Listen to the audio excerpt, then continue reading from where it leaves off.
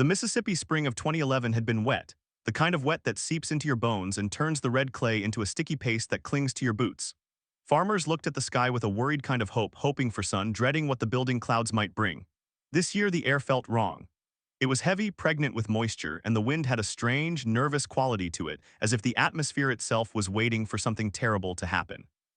In the small town of Smithville, Mississippi, life moved at its own pace.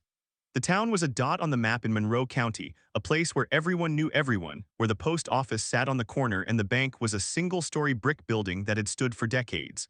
The population hovered around 900 people, maybe a few more if you counted the outlying farms.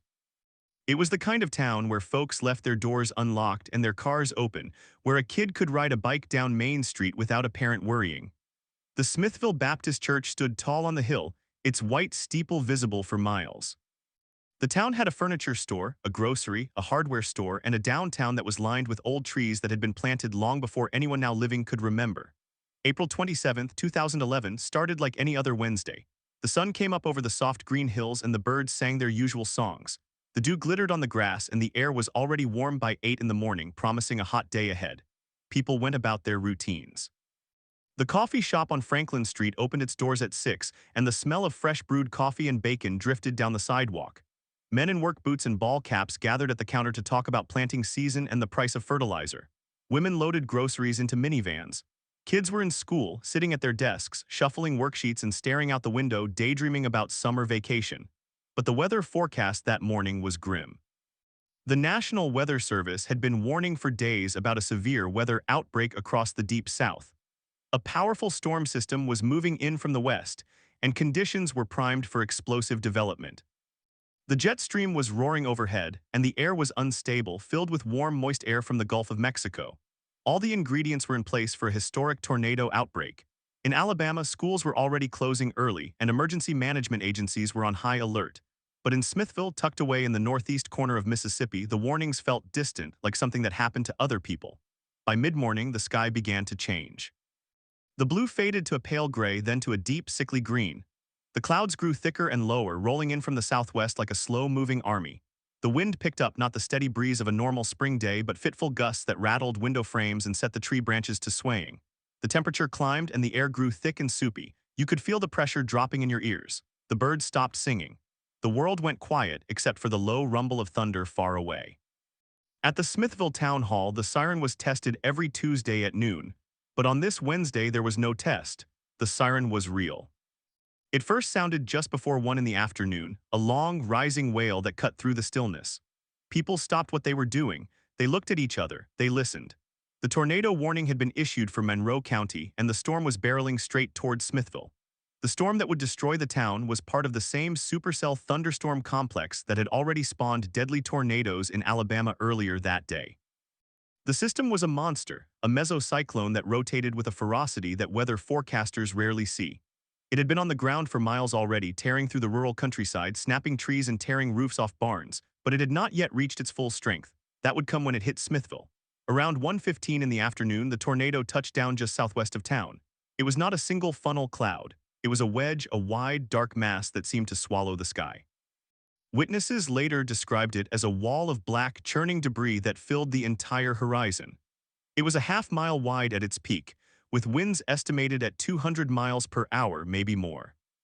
It was an EF5, the highest rating on the enhanced Fujita scale, a classification reserved for the most violent tornadoes on Earth. In the minutes before impact, people scrambled. Those who had basements or storm shelters ran for them. Others huddled in interior bathrooms, in closets, under mattresses. Some tried to drive away, but the roads were clogged with downed trees and power lines. The roar of the tornado was audible even before it arrived, a sound that survivors compare to a freight train, a jet engine, 1,000 drums beating at once. It was a sound that vibrated through your chest, that made your teeth chatter, that drowned out all thought. The tornado entered Smithville from the southwest, following the path of Highway 25. It hit the town with a fury that defies description. Houses were not just damaged, they were erased. Brick walls were pulverized into dust. Oak trees that had stood for 100 years were ripped out of the ground and thrown like toothpicks. Cars were tossed into the air, spun around, and dropped into fields half a mile away. The church steeple, the one that had been a landmark for generations, was torn from its base and thrown into the ruins of the parsonage. The grocery store collapsed, its roof peeling back like a sardine can. The tornado stayed on the ground for about 2 minutes as it passed directly over the center of Smithville. 2 minutes, that was all it took to change everything. In those 120 seconds, the tornado destroyed more than half the town. It killed 16 people, including 4 children. It injured dozens more. It left a scar across the landscape that would take years to heal. One of the survivors was a woman named Mary Bate who lived on Maple Street with her husband and 2 daughters. When the sirens went off, she grabbed her children and her dog and ran for the bathroom. She shoved the girls into the bathtub and covered them with a mattress. Her husband was still in the living room trying to get a weather update on his phone. She screamed at him to come.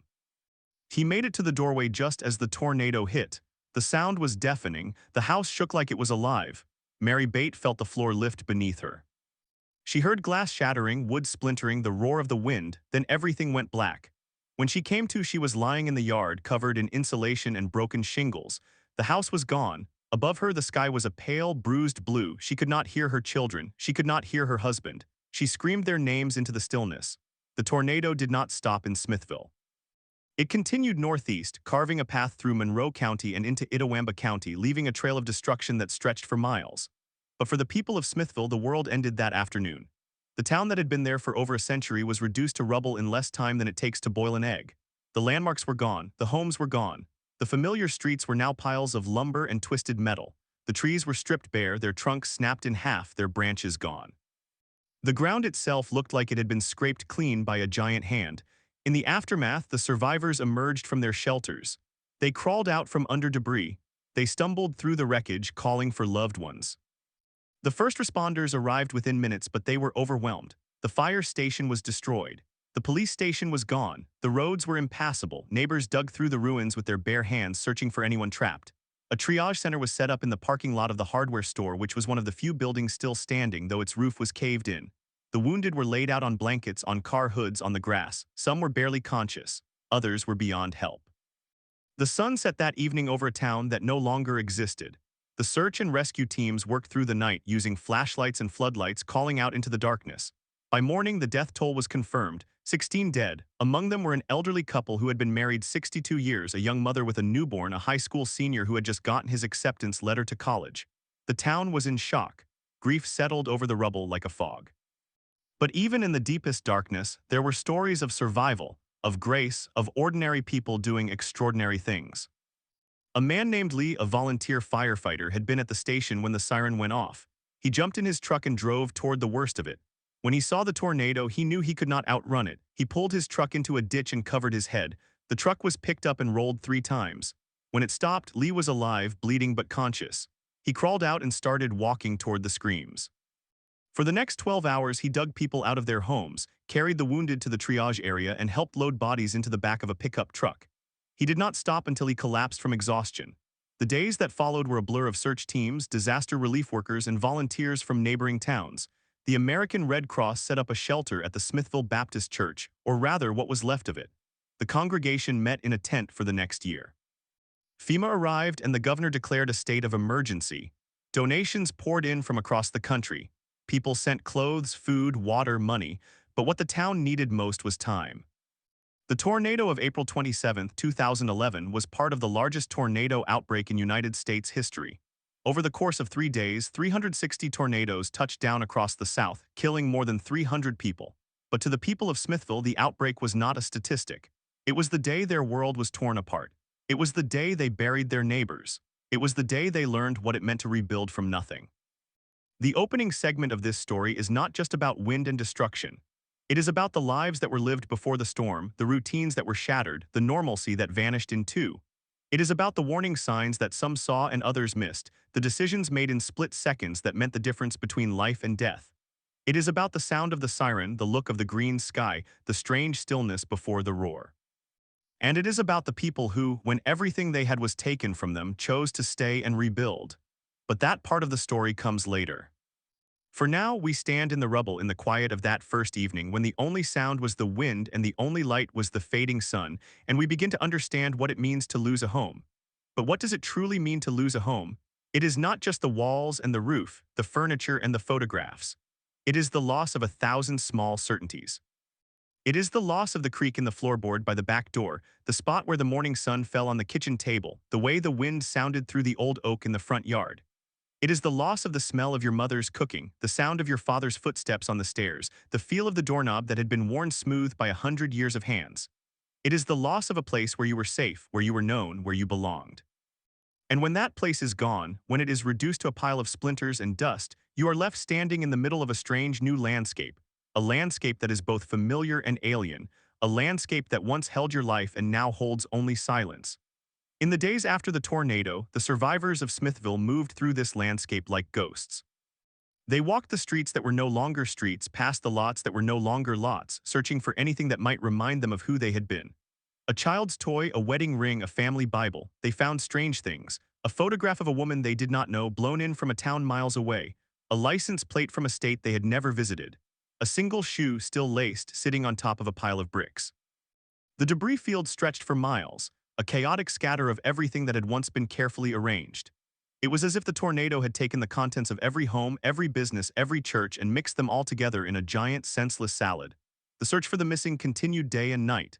Dogs were brought in, their noses to the ground. Volunteers formed lines, walking shoulder to shoulder across the rubble, lifting boards and sheets of metal, calling out to anyone who might be trapped below. For some, the wait was agonizing.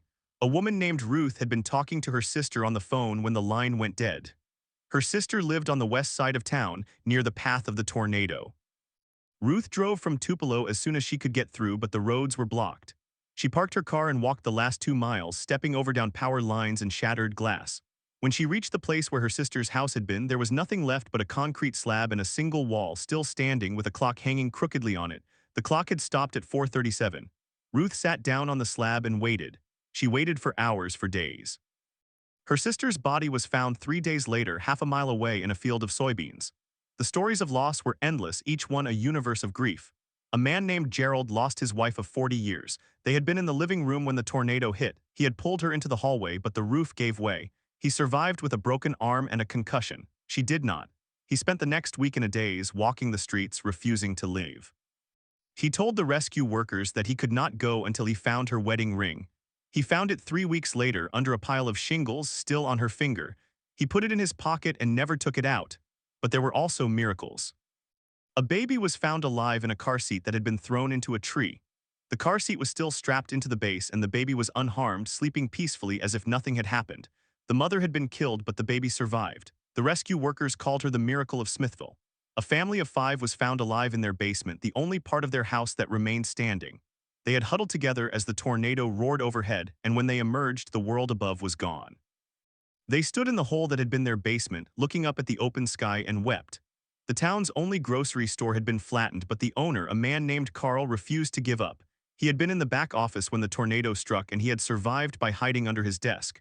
When he crawled out, he found his store reduced to rubble. The inventory was scattered across 3 counties, but Carl did not wait for help. He found a flatbed truck, loaded it with whatever canned goods and bottled water he could salvage, and drove to the center of town. He set up a makeshift distribution point in the parking lot of the hardware store. He gave away everything he had, no charge, no questions asked. He worked for 18 hours straight, his hands bleeding from the broken glass, his voice hoarse from shouting. When someone asked him why, he said, "Because that's what you do, that's what neighbors do." The community response was overwhelming. Within hours, volunteers from nearby towns began arriving. They came with chainsaws and pickup trucks, with food and water, with generators and flashlights. They came with nothing but their hands and their willingness to help. A group of college students from the University of Mississippi drove down in a van, bringing sandwiches and Gatorade. A church in Tupelo sent a busload of volunteers with shovels and rakes. A man from Alabama drove 6 hours with a trailer full of hay bales and fencing materials because he had heard that farmers needed help with their livestock. The spirit of generosity was a light in the darkness, a reminder that even in the worst of times, people will rise to meet the moment. But the recovery was slow, painful, and deeply personal. The logistical challenges were staggering. The tornado had destroyed the town's water treatment plant, so there was no running water. The power grid was down, and it would be weeks before it was restored. The roads were impassable in many places, making it difficult for heavy equipment to get through. The debris had to be sorted, hauled away, and disposed of. The toxic materials, the asbestos, the chemicals from the hardware store, the propane tanks, all had to be handled with care. And everywhere there was the smell. The smell of wet wood, of ruptured gas lines, of decay. The smell of a town that had been broken open. And then there were the funerals. One after another, day after day, the survivors gathered to say goodbye. They gathered in churches that had lost their steeples, in school gymnasiums that had lost their roofs, in open fields where the wind still howled. They sang hymns and prayed and wept. They spoke of the lives that had been taken, the dreams that had been cut short, the love that would never be forgotten. The funeral for the elderly couple who had been married 62 years was held on a Tuesday. The funeral for the young mother and her newborn was held on a Wednesday. The funeral for the high school senior was held on a Thursday. The town buried its dead in a solemn procession that seemed never to end, but in the midst of all this grief there was also a strange and stubborn resilience. The people of Smithville were not just victims, they were survivors, and survivors by their very nature find a way to keep going. They wake up in the morning even when there is no reason to. They put one foot in front of the other even when the ground is unsteady. They look at the rubble and see not just destruction but possibility. They begin to imagine a future even when the present is unbearable. One of the first signs of this resilience was the decision to hold the annual Smithville Fall Festival just a few months after the tornado. Many people thought it was too soon, that the town was not ready, that it was disrespectful to the dead. But others argued that the festival was exactly what Smithville needed. It was a way to reclaim a piece of normalcy, to gather together and remember that there was still joy in the world, even after so much sorrow. The festival went ahead, held in a field on the edge of town because the town square was still a pile of rubble. There were no parade floats, no carnival rides, no food vendors, but there was a potluck dinner, a bluegrass band, and a bonfire. People came. They ate fried chicken and coleslaw. They listened to the music. They held each other and cried and laughed and danced. It was not the same as before, but it was something. It was a beginning. The rebuilding effort was led by a group of local residents who formed the Smithville Recovery Committee. They met every Tuesday night in a borrowed conference room at the hardware store, which had been patched up with tarps and plywood. The committee included the mayor, the pastor of the Baptist church, the owner of the grocery store, a schoolteacher, a farmer, and a retired nurse. They had no experience in disaster recovery, but they had a lot of determination. They worked with FEMA, with the State Emergency Management Agency, with nonprofit organizations like the Red Cross and the Salvation Army. They applied for grants, they raised money, they coordinated volunteers. They made tough decisions about what to rebuild and where and how. They argued about zoning and insurance and building codes. They argued about whether to rebuild in the same place or to relocate to higher ground. They argued about everything, but they never stopped working. One of the hardest parts of the recovery was the emotional toll. The trauma of surviving a tornado does not end when the storm passes. It lingers. It shows up in nightmares and panic attacks and sudden tears. It shows up in the way people flinch at the sound of thunder, in the way they cannot sleep during a thunderstorm, in the way they check the weather app on their phones every few minutes even when the sky is clear. The children were especially affected. Many of them had seen things that no child should ever see. They had lost their homes, their pets, their friends. They had heard the screams of their parents, the roar of the wind, the silence that followed. In the weeks after the tornado, the schools set up counseling services. The counselors worked with kids individually and in groups. They used art therapy, music therapy, play therapy. They helped the children draw pictures of the tornado, talk about their feelings, and learn coping skills. Some of the kids drew pictures of the storm as a monster, with claws and teeth and a tail of fire.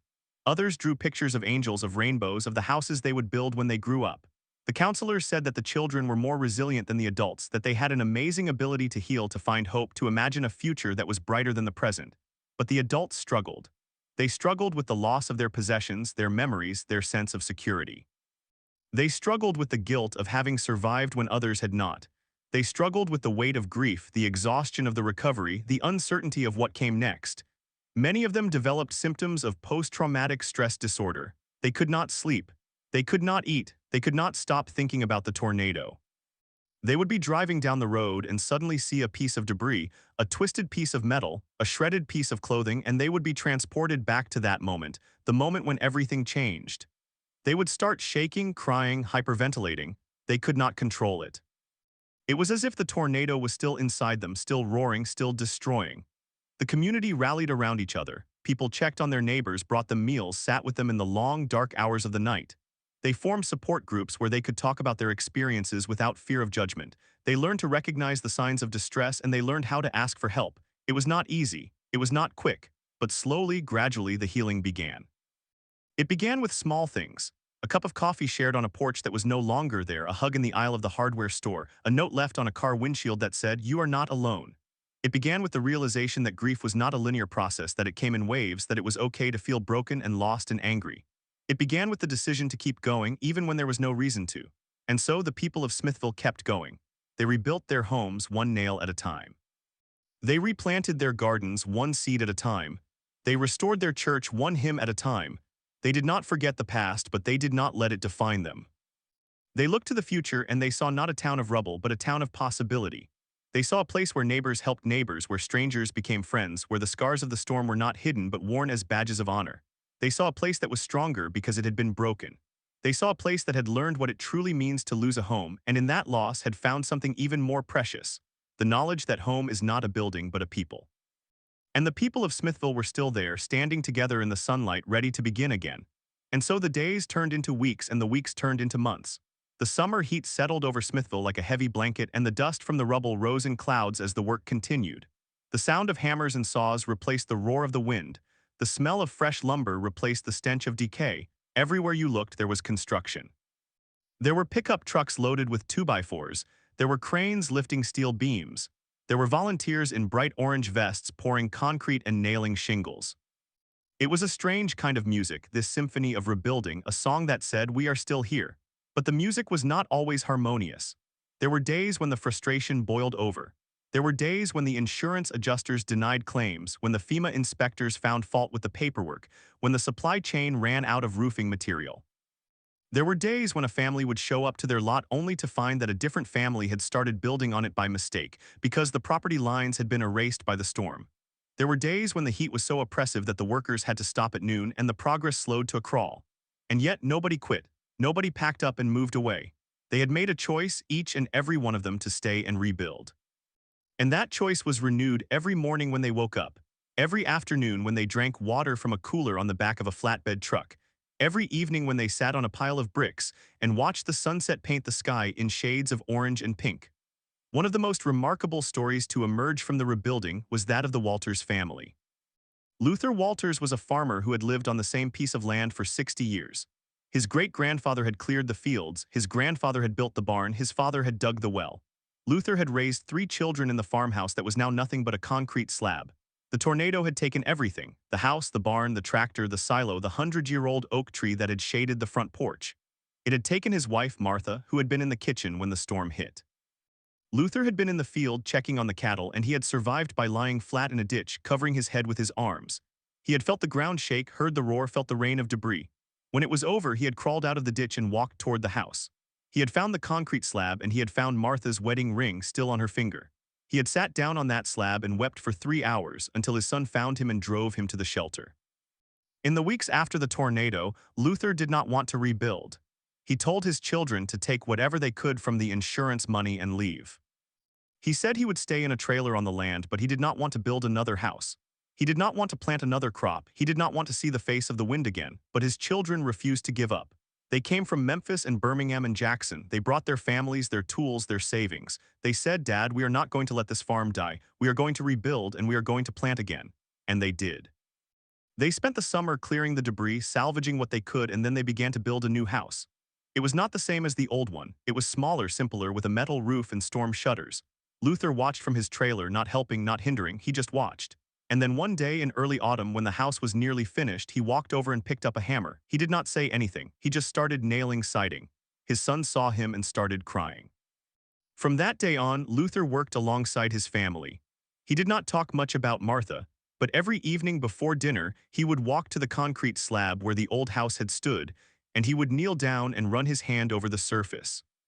Nobody asked him what he was doing. They knew. Then there was the story of the Smithville High School class of 20. They had been seniors when the tornado struck, and they had lost 6 of their classmates. Their graduation ceremony, originally scheduled for the football field, was moved to a gymnasium in a neighboring town. There were only 47 graduates that year, down from 53. They wore caps and gowns that had been donated by a school in Alabama because their own caps and gowns had been lost.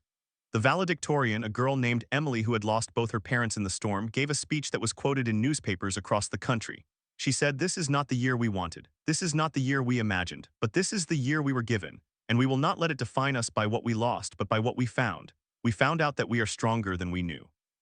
We found out that we love each other more than we realized. We found out that home is not a place on a map, but a place in our hearts. And our hearts are still here. The crowd gave her a standing ovation that lasted 5 minutes. Emily went on to college at the University of Mississippi, but she came back to Smithville every summer to volunteer with the recovery effort. The rebuilding was not just about houses and barns, it was about the soul of the town, and the soul of Smithville was the church. The First Baptist Church had been destroyed, the steeple had been ripped off and thrown into the cemetery, the pews had been splintered, the organ had been crushed, but the congregation did not stop meeting. They held services in a tent, then in a temporary building, then in the basement of the Methodist Church. They held Bible studies in living rooms that had plastic sheets for windows. They held prayer meetings in parking lots, and they raised money to rebuild. It took almost 2 years, but the new church was built on the same spot. The new steeple was made of steel, not wood, and it was anchored deep into the ground. The new organ was donated by a church in Ohio. The new pews were built by a carpenter from Texas. On the first Sunday in the new building, the pastor, Reverend Tom, stood at the pulpit and looked out at the faces of his congregation. He saw the widow of the elderly couple, the parents of the high school senior, the mother who had lost her newborn. He saw Luther Walters sitting in the third row, still wearing his farm overalls. He saw the class of 2011 now scattered across the country, sitting together in the back. He opened his Bible and read from the book of Isaiah, "Fear not, for I am with you, be not dismayed, for I am your God, I will strengthen you, I will help you, I will uphold you with my righteous right hand." And he said, "We are here, we are still here, and we will continue to be here because God is with us." The recovery also brought unexpected gifts. The town received donations from all over the world. A school in Japan raised money by selling origami cranes. A church in Norway sent a check for $10,000. A group of bikers from California rode across the country and showed up in Smithville with a truckload of blankets and toys. Strangers became friends, neighbors became family.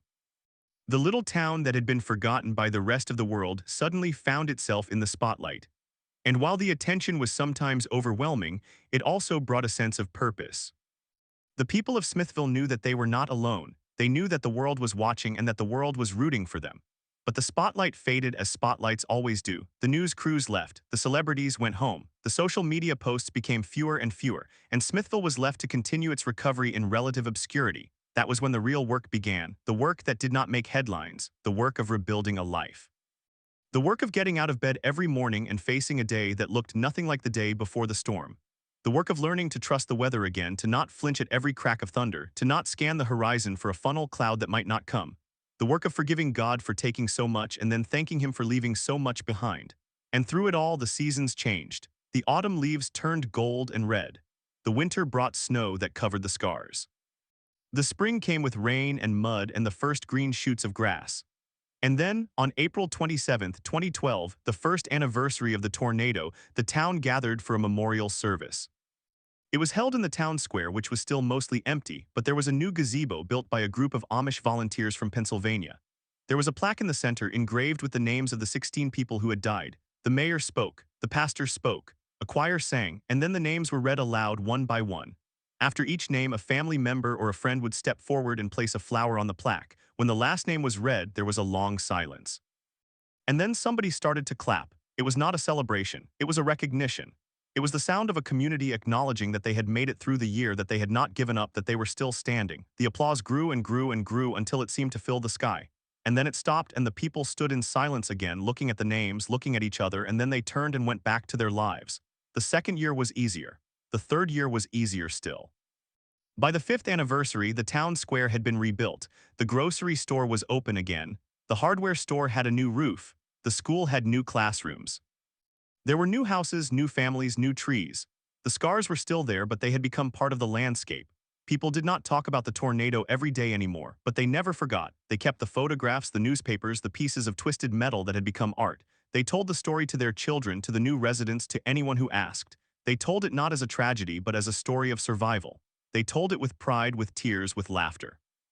Because that was the greatest gift of the storm, it gave them a story. A story of loss and love, of despair and hope, of a town that was knocked down and got back up.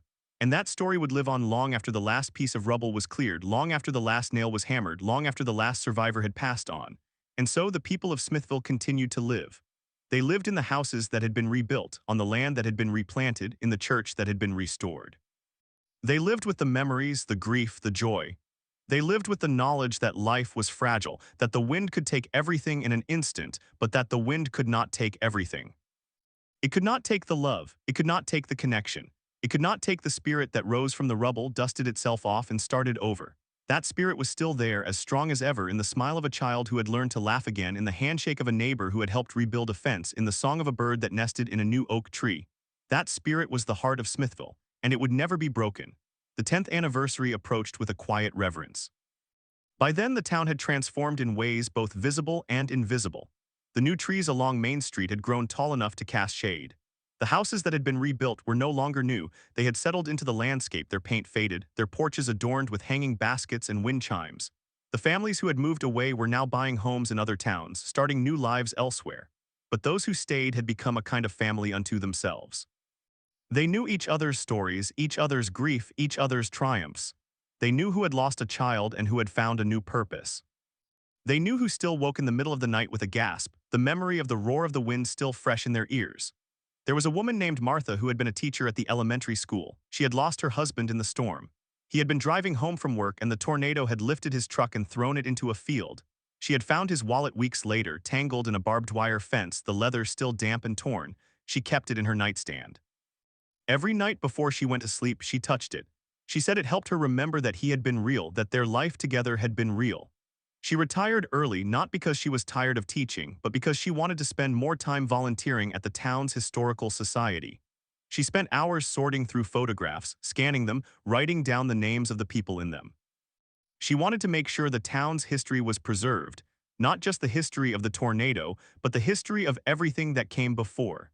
She wanted the children who grew up in the new houses to know that this town had a soul that stretched back more than a century. And she wanted them to know that even after the worst day in its history, that soul was still beating. There was a man named Carlos who had been a migrant farm worker passing through when the tornado hit.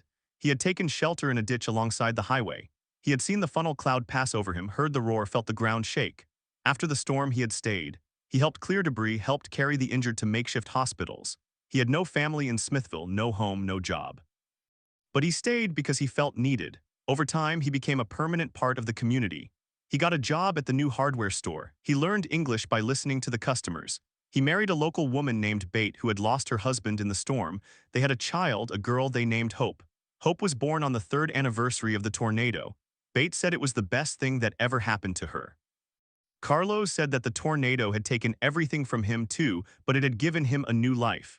He often told Hope the story of the storm, not to scare her, but to teach her that even in the worst moments, the world could still offer a second chance. And there was a young man named Elijah who had been 5 years old when the tornado hit. He had been in the bathtub with his mother, a pillow over his head. He remembered the sound of glass breaking, the thud of something heavy hitting the roof. He remembered his mother's voice, calm and steady, telling him it would be okay. He remembered the silence afterward and then the sound of sirens. He grew up in the shadow of that memory. He knew every detail of the storm, not because he had seen it, but because he had heard the story so many times. When he was 12, he started building a model of the tornado in his bedroom. He used cotton balls and string and a small fan. He spent months perfecting it. He entered it in the school science fair and won first place. The judge said it was a remarkable piece of art and science.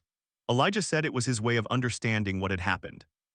The tornado was not just a force of nature to him, it was a character in his life story. He studied meteorology in college and became a storm chaser. He drove across the plains, chasing supercells, documenting tornadoes. He said he was not trying to relive that day. He was trying to help people.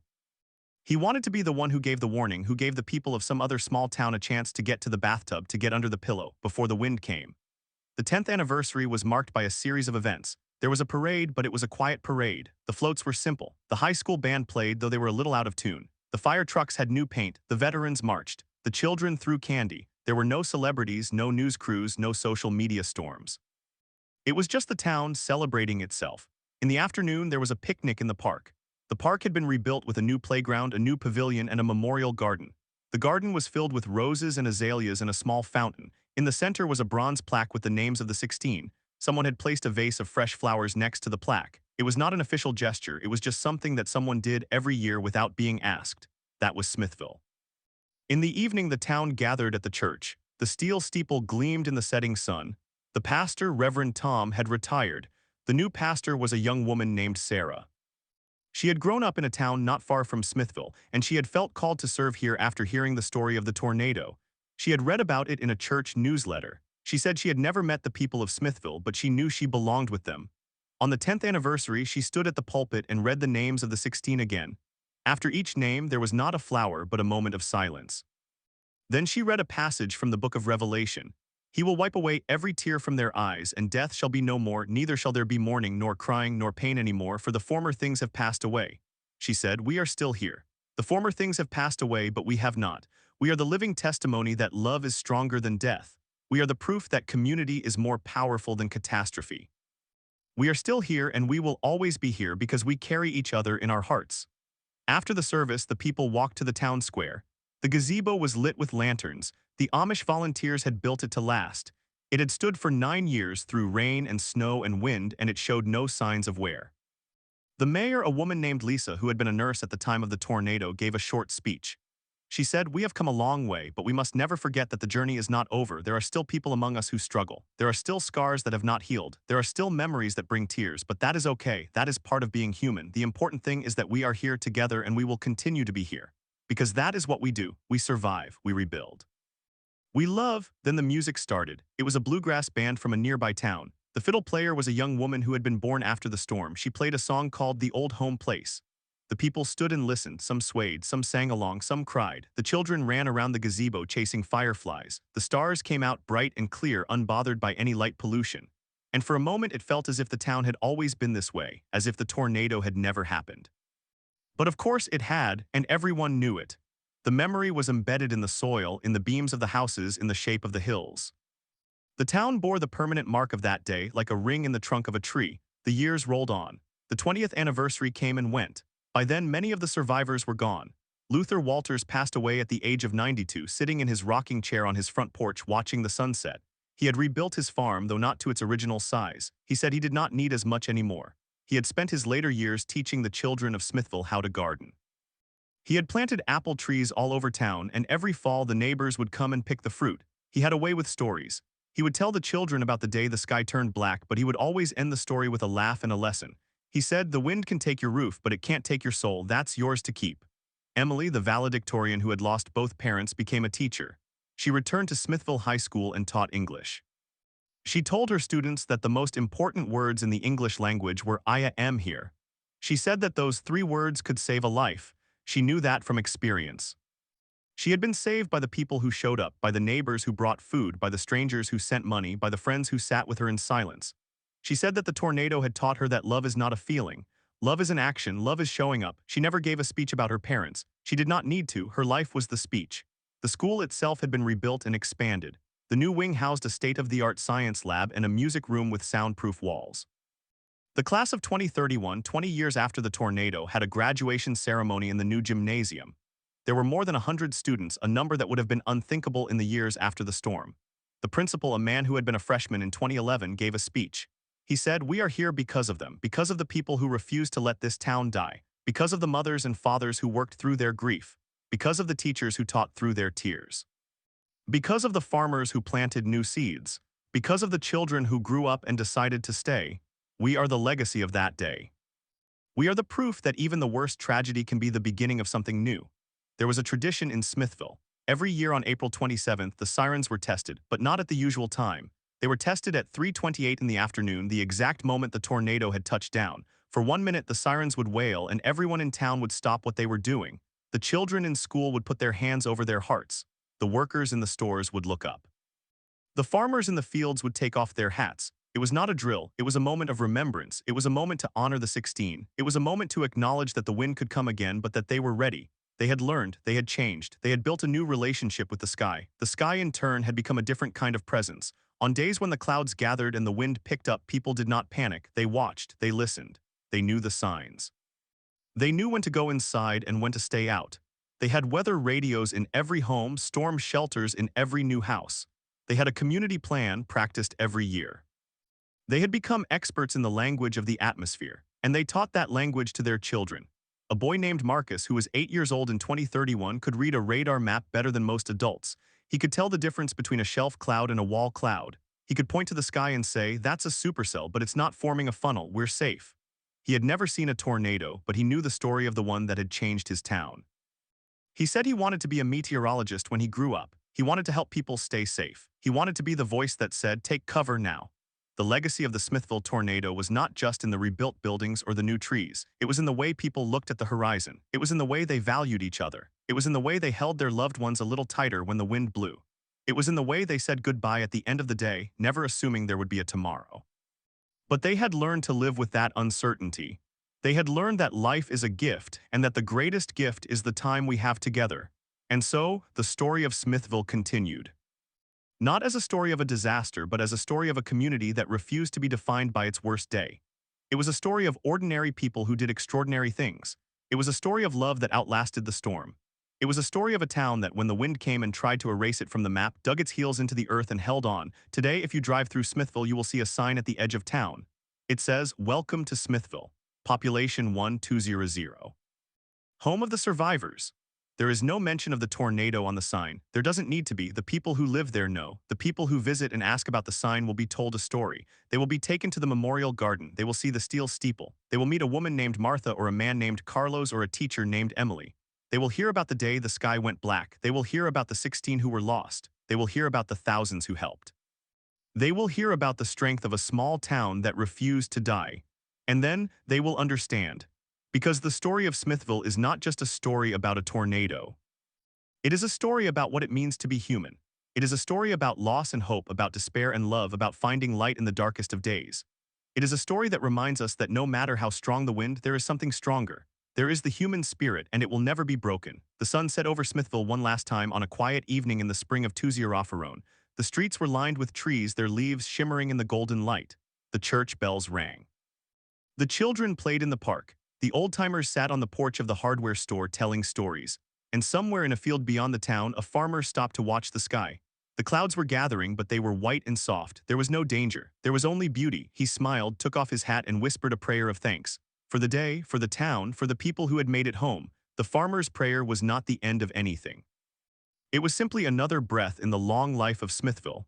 The town had learned that stories do not end. They change shape. They pass from one voice to another, carried like seeds in the wind.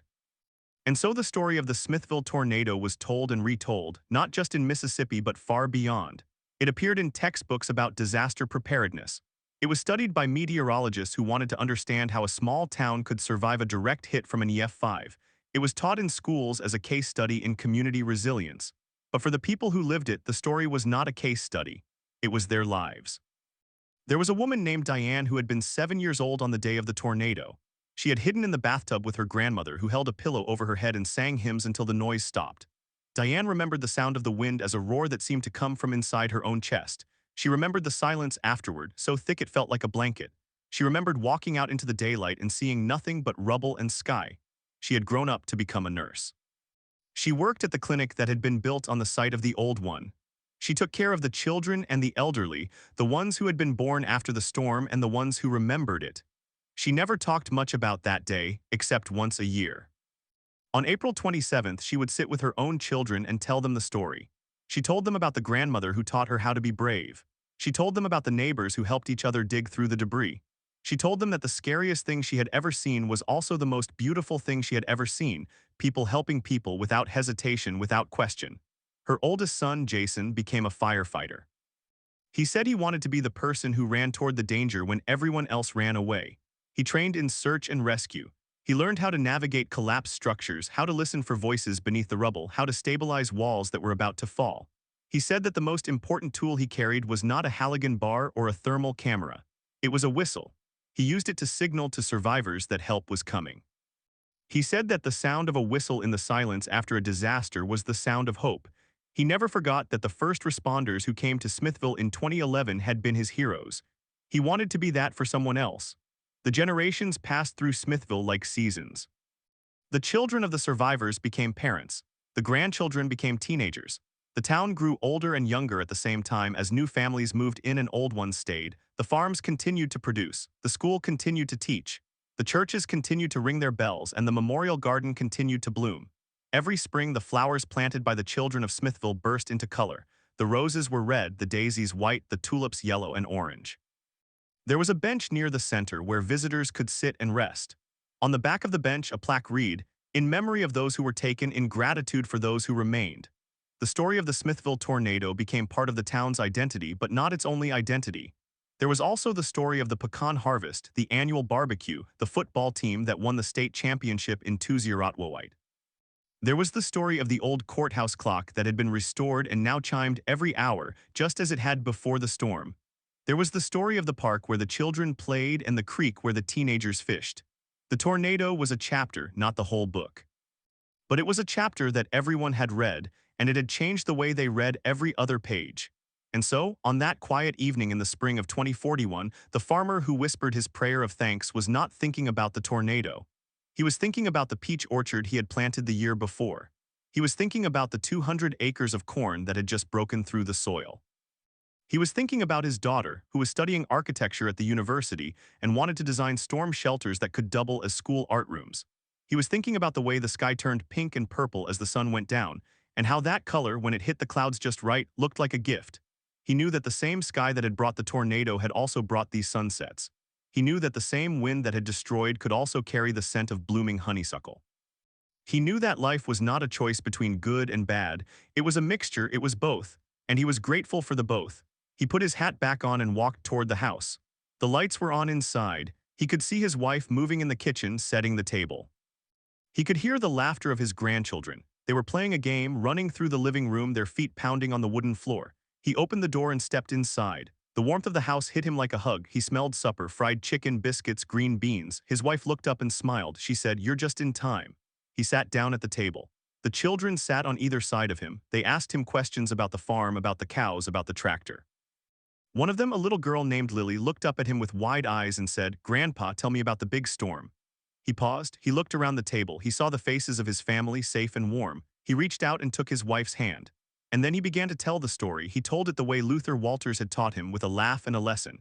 He did not dwell on the terror. He dwelled on the rescue. He talked about the strangers who showed up with food and water. He talked about the man who drove a tractor through the debris to clear the road. He talked about the woman who opened her home to 11 people she had never met. He talked about the way the town had come together, not as strangers but as family. And when he finished, little Lily said, "So it was scary, but it was also good." He nodded. "That's right, the scariest things can bring out the best in us." She thought about that for a moment. Then she said, "I want to be like the people who helped." He smiled. "You already are." The story of Smithville rolled on into the night, into the next day, into the future. The sky remained what it had always been, vast, indifferent, beautiful, but the people of Smithville had learned to read it, to respect it, to live with it. They had planted their lives in the soil of that small town, and the roots had grown deep. No wind could pull them out. No storm could erase them. They were Smithville, and they were home.